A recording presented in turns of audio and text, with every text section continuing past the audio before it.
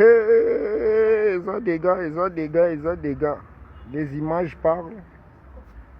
Les paroles s'envolent, mais les écritures et les images restent.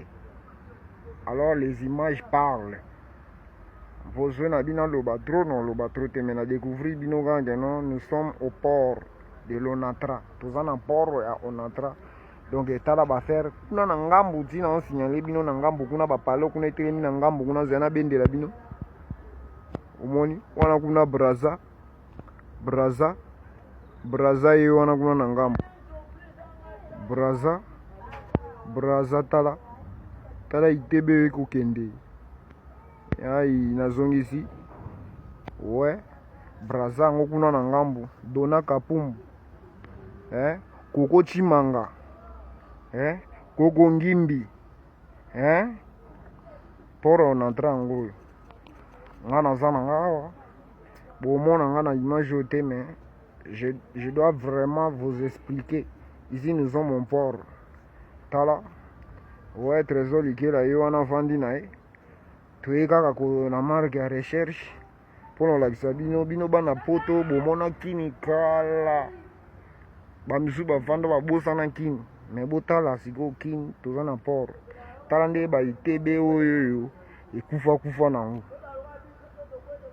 Ba barge la nango. Donc chambongo zo mbongo. Oya pe na mbongo investi oche obongisi ba plan ekotisi mbongo gomi ko retirer ba mbongo nango. Donc juste c'est ça mais mbongo eza na mbongo ya osakana te. Donc tala kaka. Yango ya port on entra ngo. Nazolakisa bino na telemi esika moko te me naza vraiment likolo yango naoza bomba ba image so na bina tambola ke bana marque système pe na kodinda na mai tu bozangi nga artiste yango na obanga na dindela bino na mai donc nazala toujours yango mona mati moi likolo vraiment nazwela bino kaka donc juste c'est ça. Et puis la caméra ya maboko ya téléphone donc c'est ça ba caméra o ba benga yango hélicoptère wana na ngai na diriger yango et je la bino ba place mo bo très capital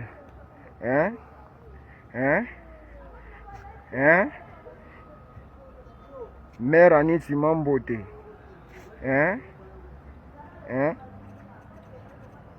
Mao Ipo Mao Donald Mao Juvenal Dona Kapumbu Koko Chimanga yo nazo tika yo ba dédicace trop po kombo na yo ekangami na munoko mais on est toujours ensemble. Ibrahim Yanzambe Motema Maman Charlotte Pigeon Vert bakolo pesa tango donc botala kaka na lo batrote. Les images parlent dans ma place. Donc, botala kaka.